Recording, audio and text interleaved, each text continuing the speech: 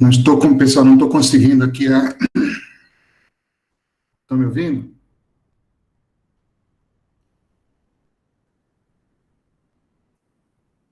Sim, né? Não estou conseguindo abrir a...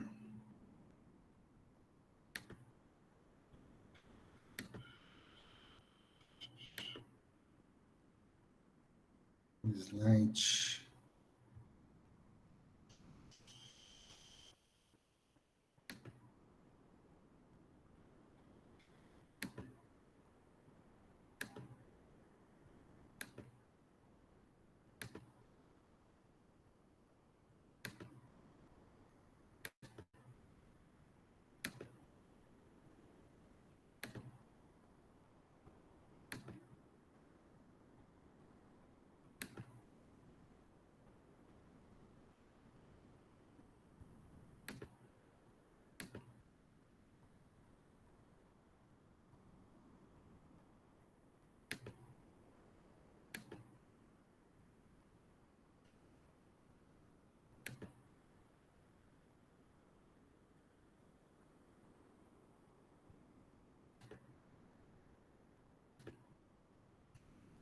Agora deu, né?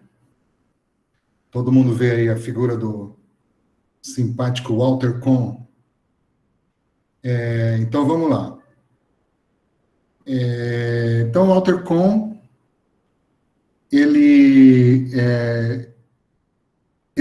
teve é um sujeito que teve uma história de vida tem um problema, eu estou sem a canetinha lá, só um minutinho. Já sei o que eu estava errado aqui. Ok.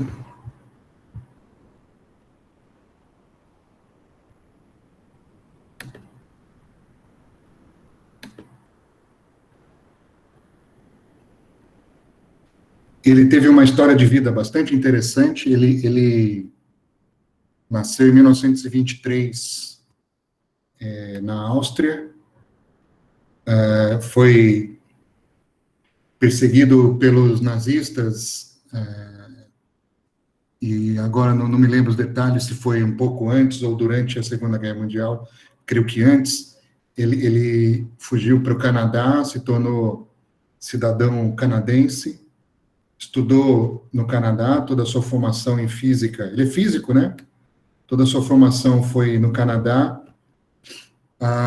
Aí depois ele se tornou professor da Universidade da Califórnia, em Santa Bárbara, durante muitos anos. Foi professor lá, infelizmente faleceu recentemente, já com mais de 90 anos, alguns anos atrás, não me lembro se foi em 2018, 2000, por aí, mais ou menos, né, com mais de 90 anos. Ele é o principal responsável pela teoria do funcional da densidade. E em 1998, ele recebeu o Prêmio Nobel da Química, né, por seu desenvolvimento da teoria do funcional da densidade. Ele dividiu o prêmio com o John Pople, que é um cara que foi muito importante para desenvolvimento de vários métodos da química quântica, né? Então, em 98, o Comitê do Nobel da Química decidiu dar o prêmio para esses desenvolvimentos teóricos do estudo de propriedades eletrônicas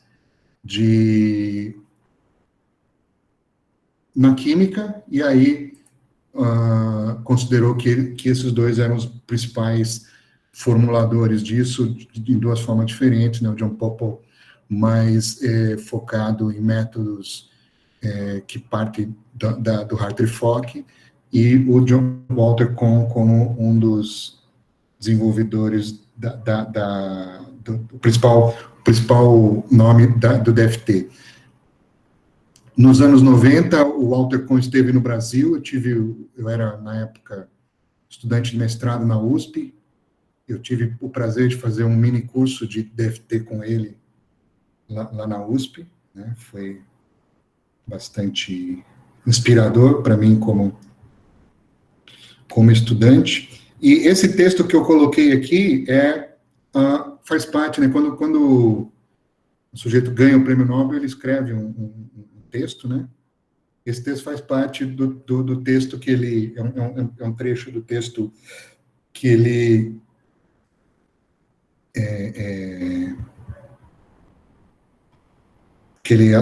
uma parte desse texto que ele apresenta no Prêmio Nobel, né? Então, ele fala que a teoria de Conchamp, ela pode ser vista como a exatificação, nem sei se existe essa palavra em português, mas vamos lá, né? Formal da teoria de Hartree. Porque a teoria de Hartree era uma teoria de elétrons interagentes, mas em que só se levava em consideração a interação clássica entre os elétrons. Então, a Conchamp transforma a Hartree numa coisa exata, no sentido em que você consegue incluir, pelo menos, em princípio, de forma exata, os termos de correlação e troca, né? Se a gente souber, né, e continuando aqui, com a energia de correlação de troca e o potencial de correlação e troca exato, todos os efeitos de muitos corpos estariam, em princípio, inclusos. Claramente, isso leva a nossa atenção para esse funcional de energia de correlação e troca. E a utilização prática da DFT depende inteiramente se a gente consegue ou não ter boas aproximações para a energia de correlação e troca, tá? Que são, ao mesmo tempo, simples e suficientemente precisas ou acuradas, né? Então, primeira coisa, demorou bastante, né? A DFT, os dois artigos são publicados em 64 e 65, demora 3 décadas para o Walter Kohn ganhar o prêmio Nobel por essa teoria, né? Por basicamente 2 motivos. Primeiro, que demorou muito para a gente ter funcionais aproximados de correlação e troca suficientemente simples e precisos, que levassem a cálculos com boa acurácia. E segundo também, que só no final dos anos 80, segunda metade dos anos 80 e começo dos anos 90, que a gente passa a ter capacidade computacional para, de fato, resolver as equações de Conchamp para sistemas interessantes. Então, é aí que a gente começou a perceber o poder dessa teoria que foi desenvolvida lá nos anos 60.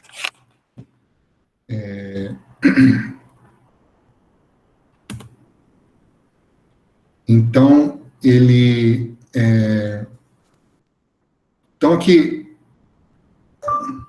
um resumo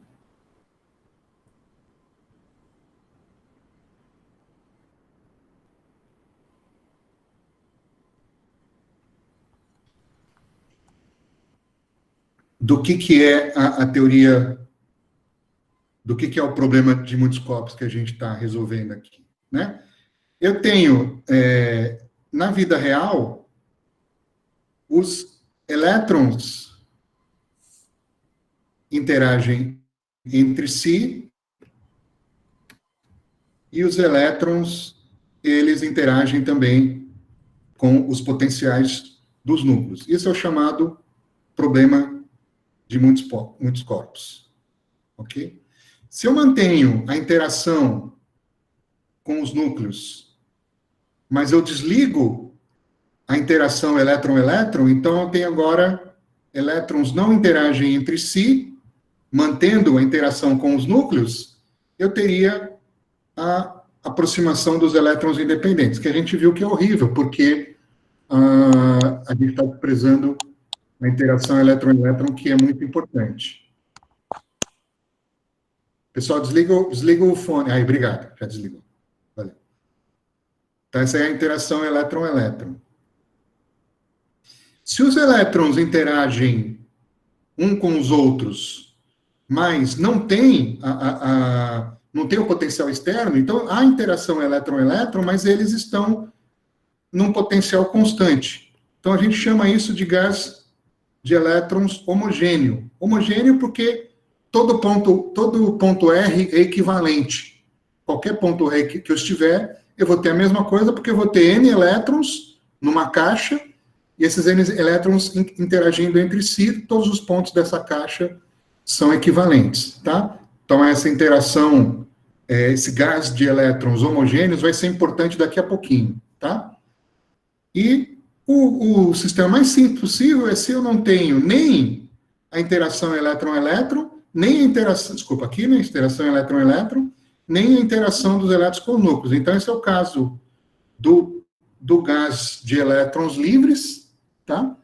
A única coisa que a gente vai ter é que você coloca esses elétrons numa caixa e, devido às condições de contorno, você tem a quantização desses estados, mas é o caso mais simples daquele primeiro cálculo que a gente faz no primeiro cálculo de estado sólido, tá?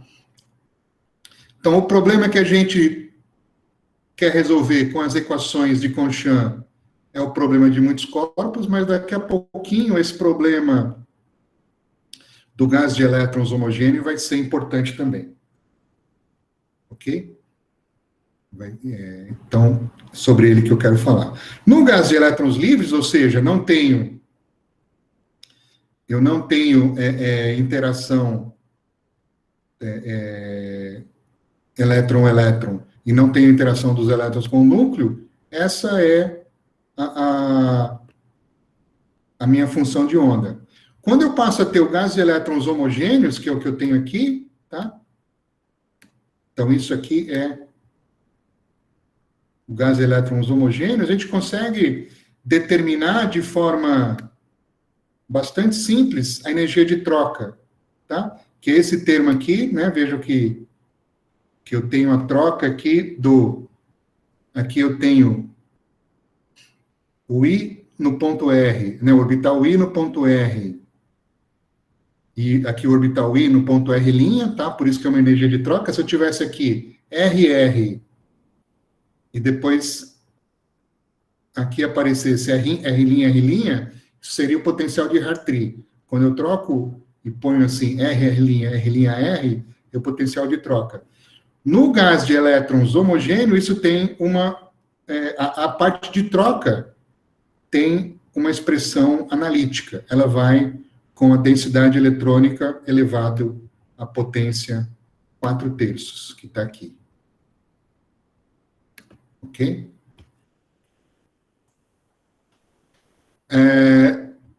No gás de elétron homogêneos, tá? Vou repetindo, o que é o gás de elétron homogêneo? Eu tenho interação elétron-elétron com todos os termos quânticos, mas eu não tenho a interação de elétrons com os núcleos, né? Eu tenho os elétrons numa caixa na qual eu não tenho os núcleos ali. Ok? Neste caso, eu consigo utilizar um método que é extremamente preciso, que eu não vou poder entrar em detalhe aqui, mas a única coisa que a gente precisa saber é que esse é um método extremamente preciso e que eu consigo fazer, a rigor, eu consigo ter uma solução exata para sistemas muito simples, que é o método de Monte Carlo quântico. Então, usando os chamados métodos de Monte Carlo quânticos, a gente consegue resolver um problema de muitos corpos de uma forma praticamente exata. Praticamente exata, porque você sempre vai ter, numericamente, quantidades que que você vai convergir, mas, em princípio, exato. Tá? A gente consegue utilizar, hoje em dia, 2020, métodos de Monte Carlo quântico para sistemas muito simples, sistemas que têm algo em torno de uma dezena de elétrons, poucas dezenas de elétrons, a gente consegue fazer esses cálculos. Quando a aproximação da densidade local foi proposta, em 1980, o que esses dois sujeitos aqui, o Sepperl e o Alder, fizeram foi resolver o gás de elétrons homogêneo para um sistema usando o método de Monte Carlo. Então, eles tinham tanto o termo de troca como o termo de correlação para um sistema exato, onde você tem apenas a densidade eletrônica. Tá? Então, eles já sabiam o resultado da energia de troca, que é dado por essa expressão aqui, tá?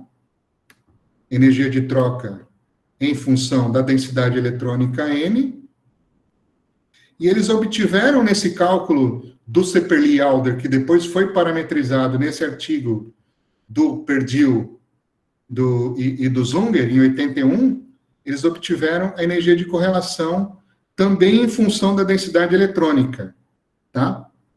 Vejam que aparece um Rzinho aqui, tá?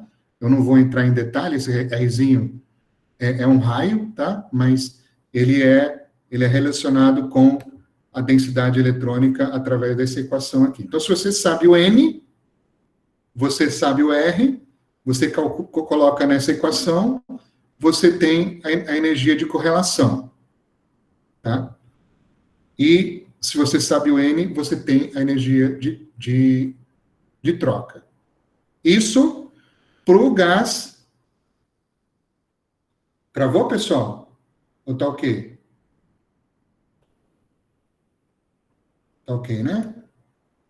Então, tivemos um problema local ali. Então, vamos lá. Então, repetindo. Nos cálculos do Sepperl e Alder, que depois foram parametrizados por Perdue e Zunger, a gente tem, para um gás de elétrons homogêneo, dado uma densidade eletrônica N, a gente sabe exatamente a energia de correlação e a energia de troca. Mas para essa aproximação em que eu não tenho potencial externo. Como é que eu uso esses cálculos para uma situação que eu tenho potencial externo? Eu faço a aproximação da densidade local. Ok? Então, eu pego, vou dar o exemplo dessa molécula aqui, tá? Então, eu tenho essa molécula aqui, tenho aqui 4 átomos de carbono, 1 átomo de nitrogênio, e tem os átomos de hidrogênio ali, tá? Eu pego uma determinada região aqui. Nessa regiãozinha, que é o ponto R, vamos supor que eu sei, ou eu tenho um bom chute de qual é a densidade eletrônica. Então, naquele ponto, eu sei o N, eu sei a densidade eletrônica, tá? Tá dado nesse mapa aqui. E eu utilizo essa equação aqui para energia de correlação, essa equação aqui para energia de troca. Ok? Num outro ponto, em que eu vou ter um outro ponto R aqui, que eu estou desenhando aqui, em que eu vou ter um outro N, uma outra densidade eletrônica, eu utilizo as mesmas equações. Então, em cada caixinha, localmente, eu assumo que a energia de correlação e troca é dada pela energia de correlação e troca para aquele N num gás de elétron homogêneo, num gás de elétron em que eu tenho rigorosamente apenas a interação elétron-elétron. Ok? Então, o que você deveria perguntar agora? Mas, professor, como é que você já sabe qual é a densidade eletrônica em cada ponto? Tá? Guarda essa pergunta, daqui a pouquinho eu vou tentar esclarecer isso. Tá? Mas, se eu souber a densidade eletrônica, eu uso a aproximação da densidade local desta forma. Eu sei a densidade eletrônica, eu vou naqueles cálculos que foram feitos para o gás de elétrons homogêneo, e eu determino exatamente a energia de correlação e troca. Aí todos os outros termos eu sei a energia do meu sistema. Tá?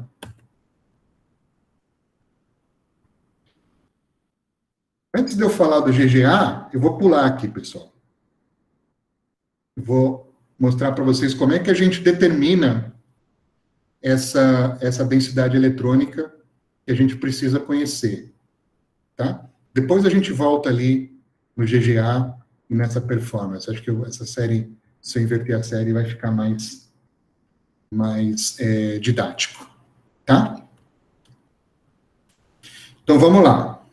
Aqui eu tenho a equação de Conchamp. Tá? Eu estou chamando de V total a interação dos elétrons com os núcleos, interação clássica elétron-elétron e interação de correlação e troca. Se eu somo tudo isso, eu tenho potencial cinético, eu tenho mais esse V total, vai ser um psi igual a energia psi. Fica muito com cara de uma equação de uma partícula. Tá? O que é a interação dos elétrons com os núcleos? É simplesmente isso. Em cada ponto Rzinho, eu somo a atração colombiana para aquele núcleo que tem Z prótons e está no ponto Rzão. Esse é o meu potencial externo Vn. A interação de Hartree também é simples. Ela é dada simplesmente como proporcional à densidade eletrônica. A interação de Hartree é a interação clássica elétron-elétron. E a interação de correlação e troca, na medida em que a gente saiba escrever, é só fazer uma derivada funcional dessa energia de correlação e troca em função de N. Tá? Mas o que é N? N é a densidade eletrônica, que é uma somatória desses φs para todos os φs, para todas as menores energias. Tá?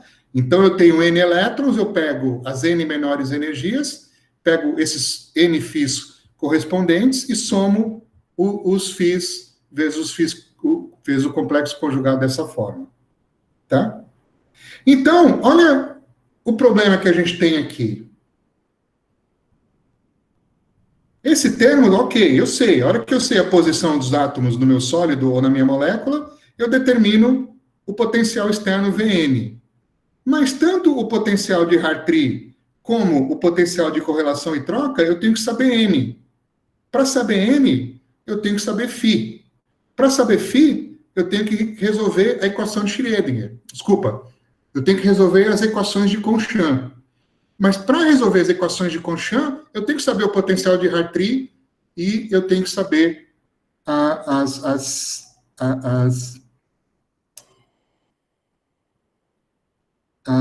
o potencial de correlação e troca. Então, resumindo, eu tenho uma equação, tipo, que parece uma equação de Schrödinger para uma partícula, mas para eu saber o potencial, que é esse V total, eu tenho que saber a resposta da equação. Então, para eu saber qual é a pergunta que eu tenho que fazer, para eu montar a equação, eu já teria que ter resolvido a equação. Tá? Como é que a gente resolve isso? A gente resolve usando um processo autoconsistente. Tá? Eu vou explicar aqui. Então, potencial externo a gente sabe, é só saber a posição dos átomos no meu sistema e o seu potencial externo. Opa, vou para frente. Então, isso aqui eu sei. Legal, potencial externo, eu sei.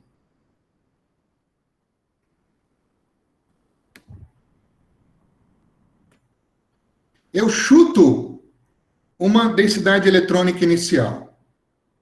Tá? Depois nós vamos ver formas de chutar a densidade eletrônica inicial. Tá? Aí, se eu tenho uma densidade eletrônica que é um chute, eu consigo calcular, né?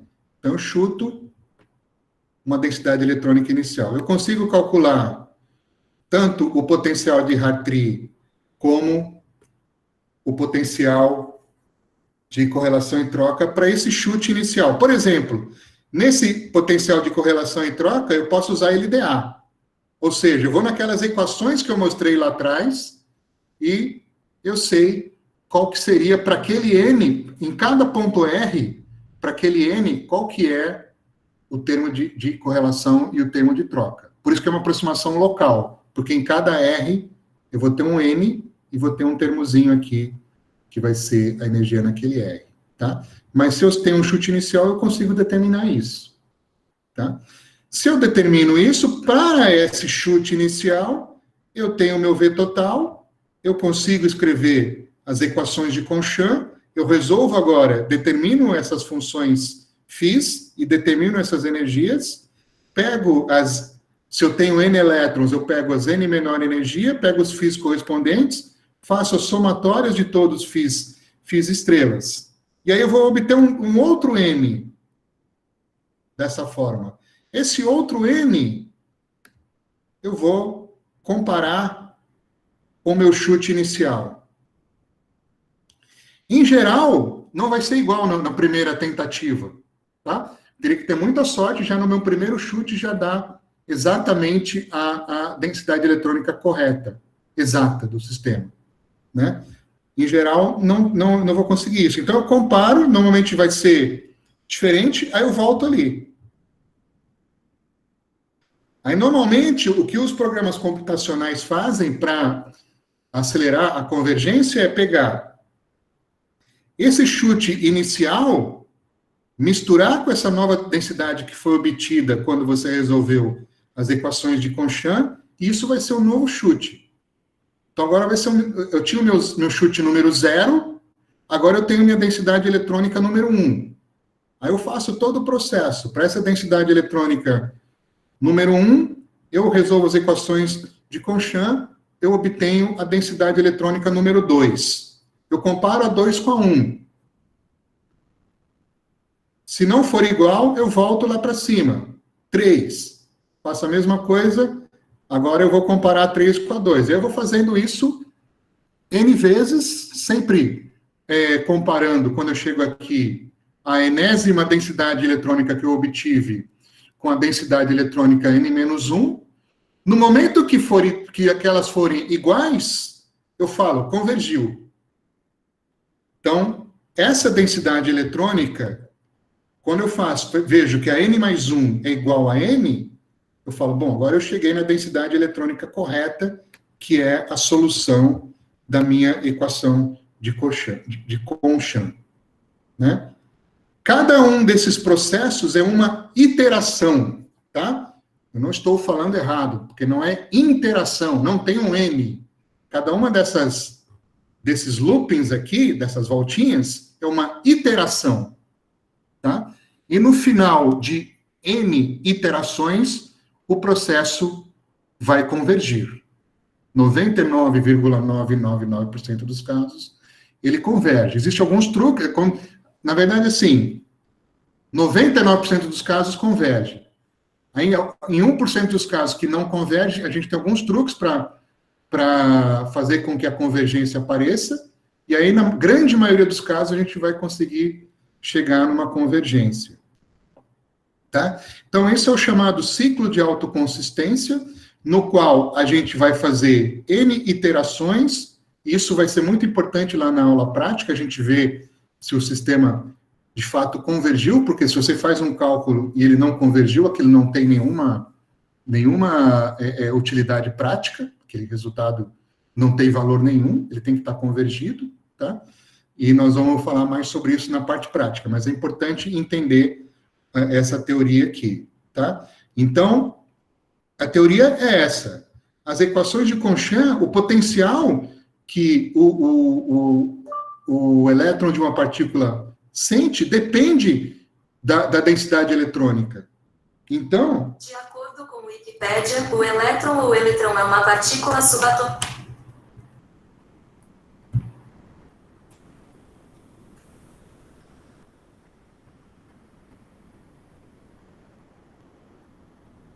Desculpa, pessoal, meu celular estava falando sozinho aqui. Ele estava falando que, de acordo com a Wikipedia, o elétron é uma partícula. Aquela vozinha que aparece no celular. Bom, ok. Então, para a gente resolver as equações de Conchamp, a gente tem que saber a solução da equação de Conchamp. Essa é a mensagem. Então, a gente faz isso usando um processo autoconsistente. A gente procura a autoconsistência dessa forma, fazendo N iterações, até que a densidade eletrônica e a energia calculada na iteração N é igual à densidade eletrônica e a energia calculada na iteração N-1. A gente pode fazer isso, em princípio, usando qualquer termo de correlação e troca aqui. Se for a aproximação da densidade local, significa que em cada ponto R, eu vou utilizar a correlação e troca dada no gás de elétrons homogêneos, por exemplo, obtido, né, nesses trabalhos do Seppelli-Alder e Perdue e Zanger. Tem outras correlações, mas tem outras, parametrizações, mas essa é uma das mais usadas. Tem também Perdue e Wang, tem algumas outras parametrizações, mas essa que a gente chama de parametrização PZ, né, de Perdue e Zhang, é um dos LDAs mais utilizados. Tá? Então, na realidade, essa densidade eletrônica que eu mostro nessa figura aqui, já é a densidade eletrônica final para essa molécula. Tá? Num cálculo real, eu chutaria uma densidade eletrônica inicial, por exemplo, eu poderia fazer um chute bem bobo, bem ingênuo. Falar, bom, eu vou chutar que a densidade eletrônica ela é igual em qualquer ponto do espaço aqui. Eu pego o número de elétrons, divido esse quadrado aqui em N vezes N caixinhas, e aí eu pego o número de elétrons dessa molécula e coloco em cada uma dessas caixinhas esse número de elétrons dividido pelo número de caixinhas e começo com uma densidade eletrônica constante. Essa seria um chute inicial bem ingênuo, que provavelmente ia demorar bastante para convergir, mas seria um chute inicial. Aí, com o tempo, eu iria recalculando essa densidade eletrônica até que, num determinado momento, na iteração número N, eu tenho essa densidade eletrônica que nós estamos vendo nessa figura, e na iteração N mais 1, eu tenho exatamente a mesma densidade eletrônica. E aí eu falo, opa, então eu cheguei na densidade eletrônica, que é solução para as equações de Conchan. Tá? Esses processos autoconsistentes não aparecem apenas para resolver as equações de Conchan. Aparecem vários outros sistemas, por exemplo, quando você resolve as equações de Hartree-Fock, também tem o processo autoconsistente. Qual que é a diferença da aproximação da densidade local para a aproximação do gradiente generalizado, que a gente chama de GGA? Essas duas aproximações, LDA e GGA, são as aproximações mais utilizadas em sólidos. Tá? Então, existem também vários tipos de GGA. O que a gente vai usar aqui no curso é desse artigo de 96, do Perdue, Burke e Ernsthoff. Então, a gente utiliza a inicial dos 3 nomes PBE. A diferença é que, na densidade LDA, a energia de correlação e troca, ela é dada apenas como uma função, um funcional, da densidade eletrônica no ponto R. Nas aproximações que utilizam o gradiente, além da densidade eletrônica, ela vai ser um funcional também dos gradientes da densidade eletrônica. Então, isso permite uma descrição, em princípio, um pouco melhor, porque você tem não só qual é a densidade eletrônica, né? Por exemplo, Opa, desculpa aqui, não era para escrever nada ali.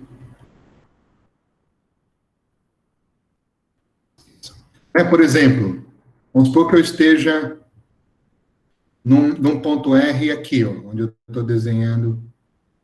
Aqui onde está meu cursor. Todo mundo vê ali a pontinha? Vamos supor que eu esteja ali. Tá? Na densidade eletrônica, na aproximação da densidade local, eu calculo o termo de correlação e troca considerando apenas a densidade eletrônica nesse ponto R, que eu pintei esse pontinho vermelho aqui. Tá? Nas densidades que utilizam também o gradiente, por exemplo, GGA, além de eu utilizar o valor da densidade aqui, eu utilizo como é que essa densidade eletrônica está variando nessa região. Se aqui é uma região de pouca variação ou de muita variação no valor da densidade eletrônica, isso vai ter uma mudança. Então, é como se você estivesse incluindo mais termos, além do termo inicial, na sua expansão.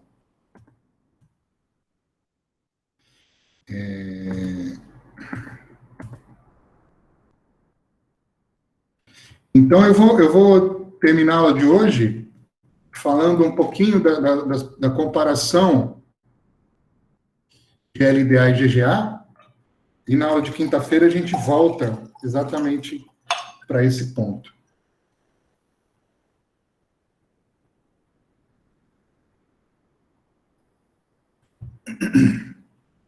Bom, primeira coisa, como é que... Vamos primeiro falar do LDA. Como é a performance da aproximação da densidade local. Para parâmetros estruturais, por exemplo, parâmetros de rede, distância entre átomos, geralmente a LDA tem um erro de alguns por cento, tá? Um erro de cerca de 3% é o usual, mas varia,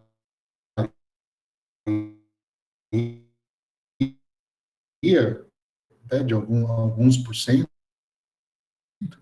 varia entre 1 a 5.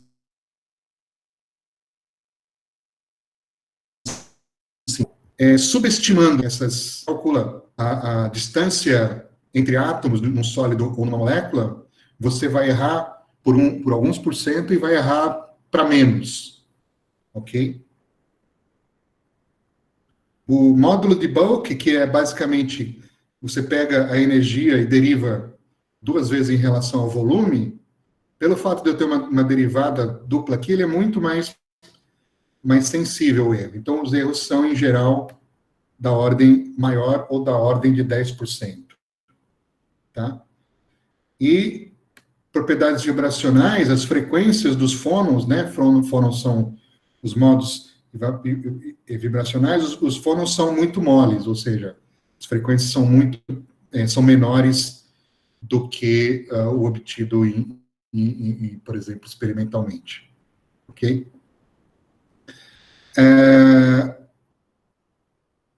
As energias de ligação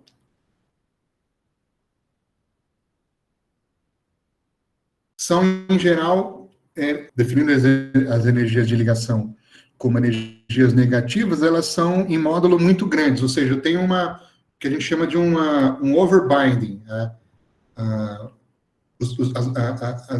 As ligações parecem mais fortes do que elas são de vários electronvolts. Tá? E eu posso ter erro também nas energias de atomização das moléculas da ordem de alguns electronvolts. E tem alguns problemas com estabilidade relativa entre fases, tá? Por exemplo, quando a gente calcula a pressão de transição do diamante indo para uma fase, pressão de transição do silício do germânio, indo da estrutura do diamante para essa estrutura que a gente chama de beta-tin, essa pressão de transição geralmente é subestimada, tá?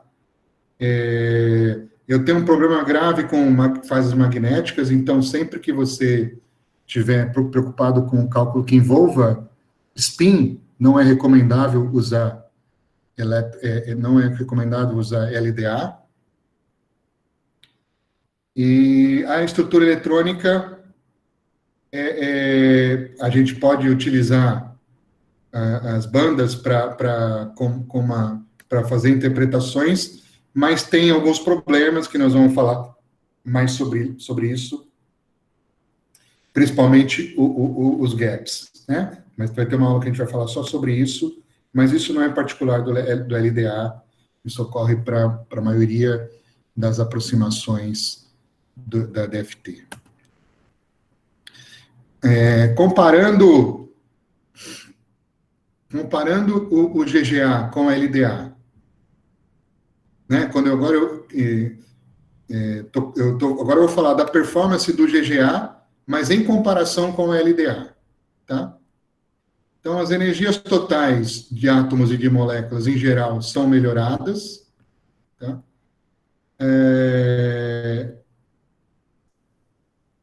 Essa questão do overbinding, ou seja, de ter ligações mais fortes do que a realidade, também, em princípio, ela é corrigida, tá?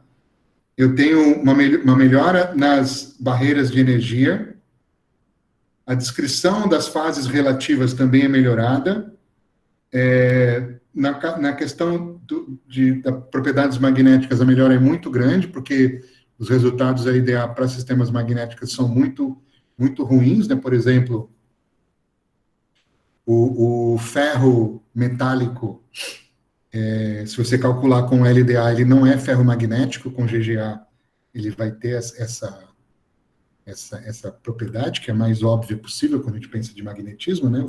O ferro tem que ser ferromagnético.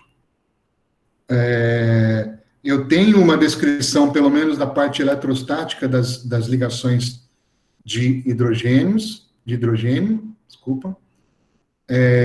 O GGA, ele vai, se por um lado o LDA, ele subestima a distância entre os átomos, agora no GGA nós vamos ter vai ser superestimado, tá? Também de alguns por cento. E tem outros detalhes aqui, tá? Que eu não vou entrar em detalhe, tá? As energias também, por exemplo, de bandas, são próximas do LDA, ambos têm problemas com as bandas, e ambos não têm forças de dispersão, por exemplo, força de Van der Waals, tá? E muitas vezes a gente compara, né, se a gente quer fazer um trabalho mais rigoroso, a gente compara LDA e GGA para obter, fazer os cálculos das duas formas, para ter uma ideia de possíveis erros, né? Mas, por exemplo, se for um sistema magnético, nem adianta usar LDA, é melhor já partir para o GGA, se o seu sistema tiver spin de alguma maneira, ok? Então, a gente continua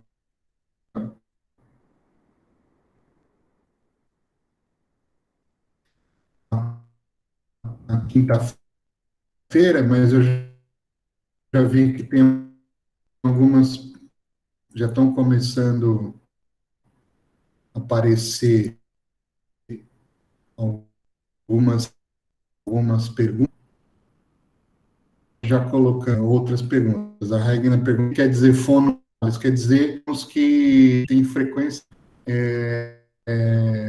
cálculo a frequência obtida, que a frequência obtida experimentalmente, a frequência real daquele fono. O som está falhando? Ok, parece que... Então, não dá para ouvir, não. Por que a gente fala muito mole? A gente pode pensar que no sistema mola, a frequência é raiz de K sobre M. Então, se eu diminuo... Ô, Pedro, tá ruim, não tá dando para ouvir, não. Alô? Tá sem som. O som tá falhando? Agora, sumiu.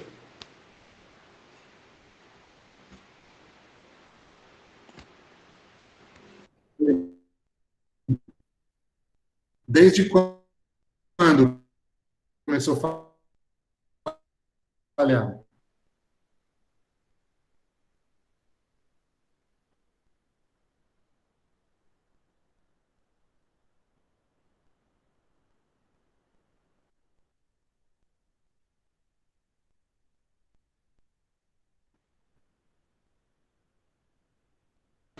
Quando você disse a Raigna perguntou, já começou a falhar.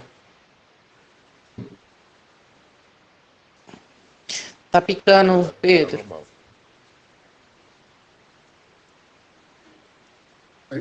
Quando perguntas ou... Tô ouvindo, não. Oi? Alguma falha lá, porque aqui tá normal. Eu vou a câmera, ver se... Eu vou desligar minha câmera e ver se...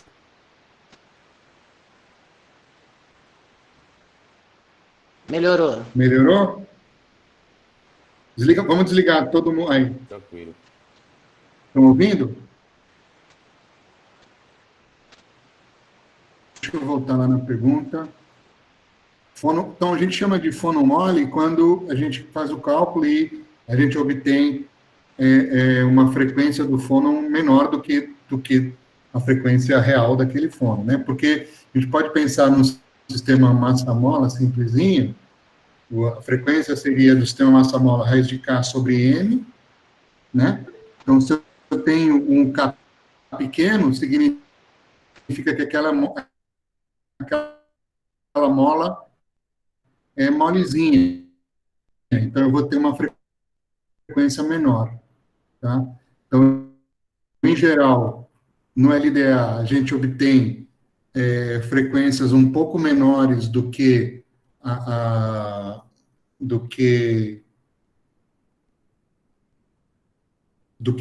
as frequências reais, e em GGA um pouco maiores. E esse erro é da ordem de algumas dezenas de centímetro a menos 1, que para um espectroscopista é muita coisa, mas se você transformar isso em energia, em elétron-volts, você vai ver que é uma energia bastante pequena. Então, isso é o limite da precisão dos cálculos, tá? Deixa eu voltar lá nas perguntas. William perguntou se o quanto expresso só usa ele na vários funcionais, tá? Então, essa é uma palavra importante da gente ter. Quando eu falo, qual é o funcional que você utiliza? Você usou B3LIP, você usou, tem vários outros, né? Funcional híbrido, você usou GGA junto com Van der Waals, você usou LDA mais U, então tem vários posições sobre eles. Para calcular a função trabalho, em geral, o GGA é que dá um melhor resultado.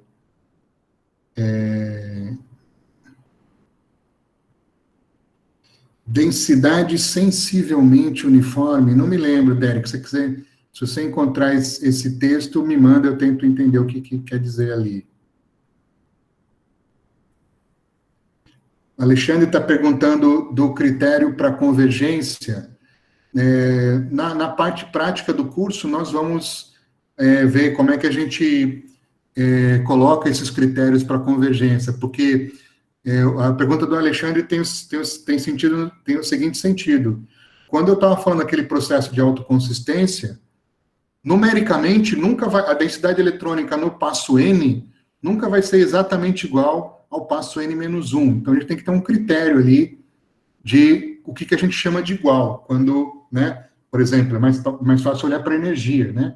Quando eu calculo a energia na iteração N e comparo com a energia na iteração N-1, elas nunca vão ser idênticas, mas se a diferença entre elas for menor do que um certo corte, a gente diz que elas são suficientemente parecidas.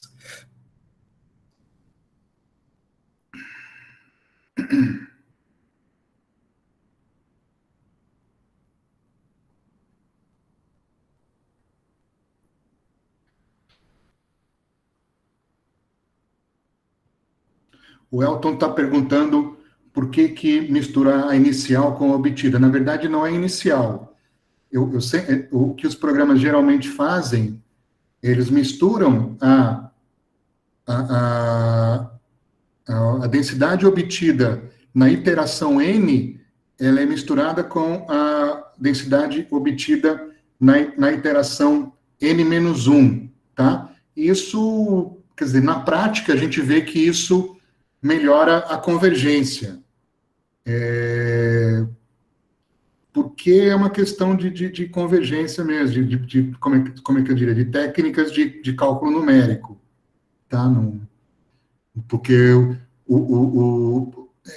basicamente, isso te permite a não fugir muito do caminho que você está trilhando, porque se você sempre tá misturando com a última que você obteve, você está caminhando na direção da convergência de uma forma relativamente lenta, e isso acaba ajudando a convergência. O Alan está perguntando como é o chute da densidade inicial. O chute, em geral, são cálculos atômicos que já estão pré-calculados, e você usa a densidade eletrônica dos átomos isolados como um chute. Essa é uma das possibilidades, tá?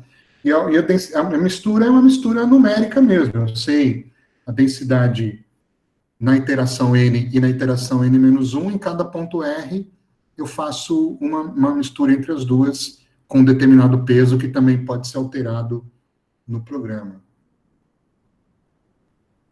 Josiane está falando sobre cálculos sob pressão.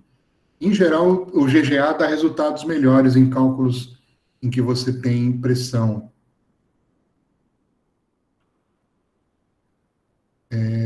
Não entendi sua pergunta, Juan, sobre cálculo sobre cristais com transições estruturais. Não sei, você perguntou como seria o critério, não quis dizer o que, quer dizer, o que eu posso dizer, se você tem várias estruturas, você pode calcular a energia total das várias estruturas, dividido pelo número de átomos na célula, e obter quais são as estruturas mais estáveis.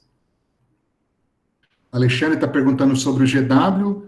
O GW, você pode usar o cálculo do quanto expresso e, a partir dele, fazer o cálculo GW, usando, por exemplo, o Yambo, né?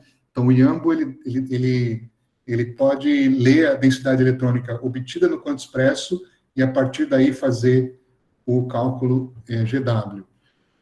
As videoaulas, só está a videoaula 1, a videoaula 2 e a 3 eu vou colocar hoje, ou talvez amanhã, no YouTube. Não, Helder, não existe método híbrido LDA-GGA, tá? O que a gente chama de funcional híbrido, eu vou tentar explicar nas aulas subsequentes, é quando a gente mistura tema de troca exato com LDA ou com GGA, isso que a gente chama de híbrido. Isso, exatamente, Juan Simon. Fazemos um cálculo por fase. Para cada fase, podemos obter a energia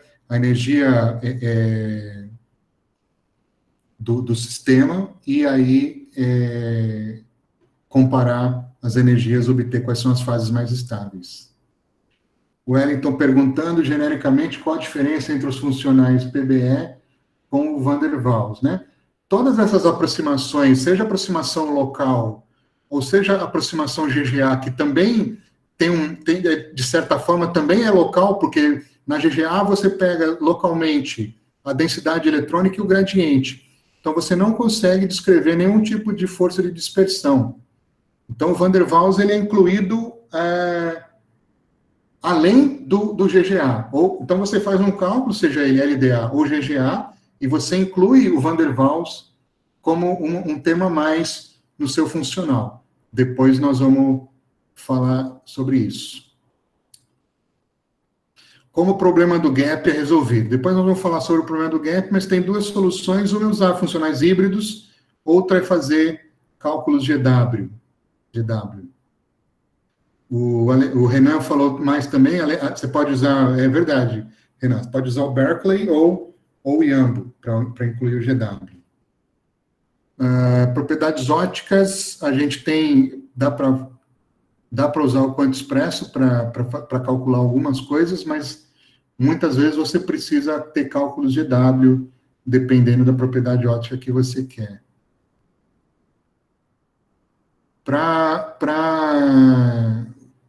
O William está perguntando, eu acho que é Transition Metal Decalcogenides, né, William?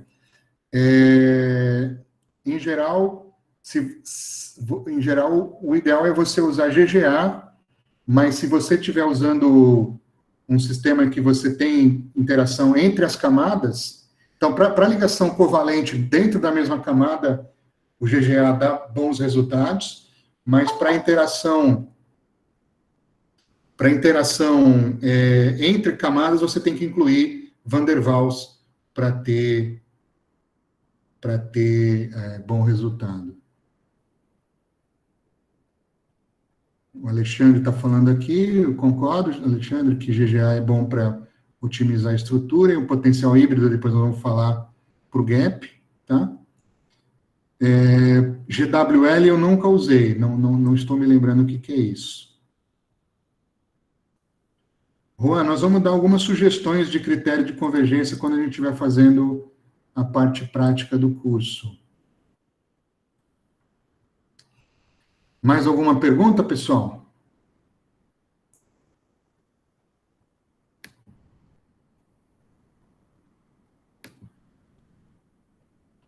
Então, quem lembrar de perguntas, pode mandar depois, pode fazer a pergunta na próxima aula, ou mandar para mim por e-mail, mandar para aquele e-mail DFT Online UF. Antônio, a parte prática nós vamos ter alguns cálculos simples que os alunos vão fazer utilizando o Quanto Expresso. Tudo certo? Então, obrigado pela presença. Quinta-feira, dia 14, às 14 horas, estamos de volta. Até quinta, então, pessoal. Vou tentar colocar, pelo menos até amanhã, vou tentar colocar tanto a aula 2 como a aula 3 no meu canal do YouTube. Quem souber o canal do YouTube da pós-graduação da UFMT, a aula 2 já está lá, tá? Se o Teldo tiver com o link aí, pode colocar. O Teldo colocou, tá? Nesse link que o Teldo colocou aí, já tem aula 2, mas eu vou tentar colocar até amanhã. Ok? Então, nos vemos quinta-feira. Quer dizer, eu não vou ver vocês, mas vocês vão me ver. Eu que agradeço a presença de vocês. Até logo.